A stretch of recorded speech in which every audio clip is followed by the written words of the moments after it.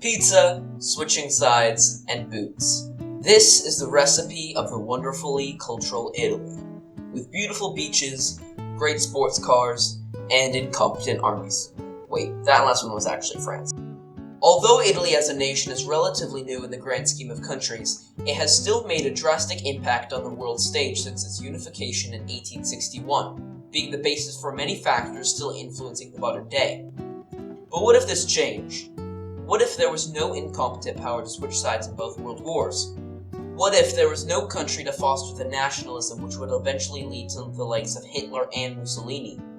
What if Italy was never unified?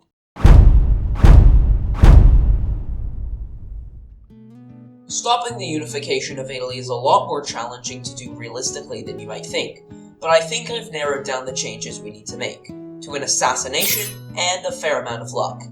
May I introduce you to the mastermind behind early Italian unification, Camillo Benso. Benso was responsible for moving Sardinia-Piedmont, the nation which would eventually form Italy, into the crucial Crimean War. Following this, he would organize an alliance with the French to be able to seize land from Austria in the Second Italian War for Independence.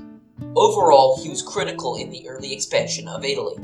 This early expansion is what we need to avoid, since once Sardinia-Piedmont gets the ball rolling by taking out Austria, they begin to snowball into taking over the rest of the peninsula.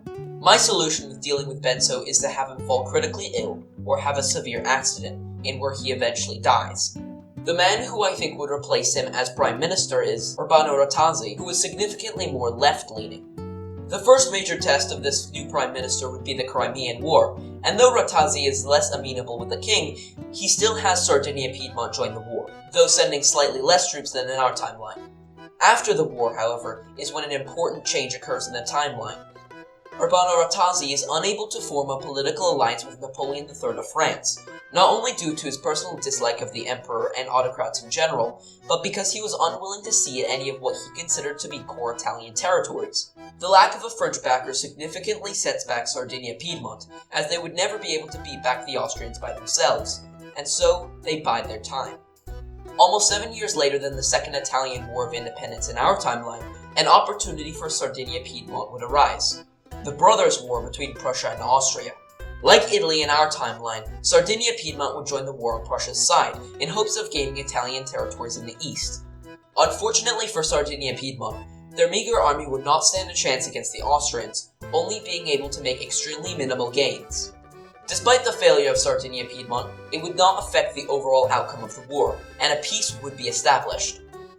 At first, Austria would refuse to grant Sardinia-Piedmont anything, due to their abysmal performance in the war.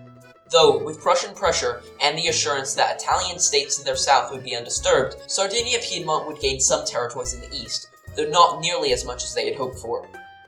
You may think that this map of Italy just looks like our timeline, but crucially, this map is almost 7 years later than our timeline. To give a comparison to our timeline, Italy was already unified and almost had all of its core territory other than Rome. Additionally, from this position, Sardinia-Piedmont wouldn't be able to expand into the rest of Italy, due to the southern states being protected.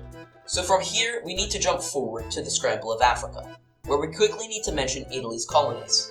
In our timeline, Italy had a few colonies in North Africa and in East Africa. Their Libyan territory was conquered from the Ottomans in the 1900s, and so that territory just remains in Ottoman hands. Their East African claims, though, would likely be split between Britain and France. Before I move on to World War I, there are some major effects caused by the lack of an Italy. Firstly, due to the lack of a southern question and land reallocation, a lot less Italians would migrate to America after losing their lands. This could have potentially radical consequences for the future of the United States, as many influential people descended from these Italian immigrants. And now, with them gone, it's possible that many of these key historical figures would have never existed. Unfortunately, since so many important people in the US came from Italy, and it being almost impossible to judge which families would or wouldn't come to the US, I can't predict any specifics, though the US would almost certainly be unequivocally changed. Secondly, the Italian peninsula as a whole would have significantly less industry, with much of it remaining even more agrarian than in our timeline.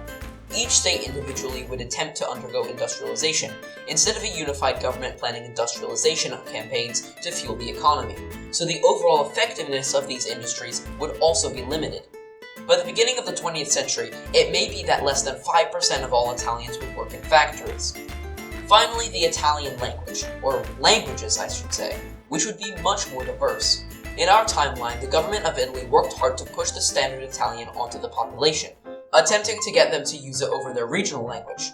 Though efforts such as these may occur in the north to a limited extent, the rest of Italy would remain incredibly linguistically diverse, with many within the Italian peninsula being unable to understand each other. Sorry to interrupt the video, but I'm contractually obligated to do that YouTuber thing now. Did you know that over 80% of my viewers are unsubscribed? To keep up to date with all the crazy videos I have planned, please make sure to subscribe. Also, P.S. I have a Discord now. The link to it should be in the description of this video, so if you want to check it out, it would be greatly appreciated. Back to your regularly scheduled programming. Now finally onto World War I. The shooting of Archduke Franz Ferdinand hasn't been butterflied away in this timeline, so World War I still starts identically. Sardinia-Piedmont is very likely to immediately join the Entente, due to the potential gains it could make. On top of this, throughout the 19th century, Sardinia-Piedmont would build up nationalist sentiments throughout its neighbors, prompting the establishment of some Italian-aligned states and the beginning of nationalistic revolutions. Though Sardinia-Piedmont would be able to take the south fairly easily, the east would be a whole different issue. Sardinia-Piedmont would be able to quickly advance into Austro-Hungarian territory at the beginning of the war, they would quickly be halted and even pushed back in some places. From here it turns back into regular World War I. A wild card in this conflict, however, is the papacy. Since nationalism has been slowly spreading throughout the Italian peninsula, and the dissatisfaction with the papacy's control, it's likely a nationalistic revolution breaks out, with the rebels declaring their goal to be unification with Sardinia-Piedmont to create Italy. Suspecting that Sardinia-Piedmont was behind this, which they might have been, the papacy may outright declare war on Italy in a conflict separate from World War I. In this, Sardinia-Piedmont would be relatively successful, though the other Entente members do not help Sardinia-Piedmont in this endeavor whatsoever, and would likely issue formal protests against their war with the papacy. Eventually, however, the significantly better army of Sardinia-Piedmont would be victorious, and annex major parts of the papacy, but would crucially leave much of their territory alone for fear of angering their allies. The lack of Italy, a fairly useless power in the First World War, surprisingly still results in an Entente victory, the same as our timeline. Sardinia-Piedmont would expand to the east, taking core Italian territories. It would then look north and annex most of South Tyrol, with the German-speaking areas remaining with the Austrians. Sardinia-Piedmont would also take some small territories in Istria with a high Italian population. Finally, Sardinia-Piedmont would officially unify with the states to its south to form the state of Italy. Italy now stands as a battered nation, only uniting formally in 1919, more than 50 years after our timeline. It has serious setbacks such as being way more divided and agricultural than in our timeline, but at last it is united.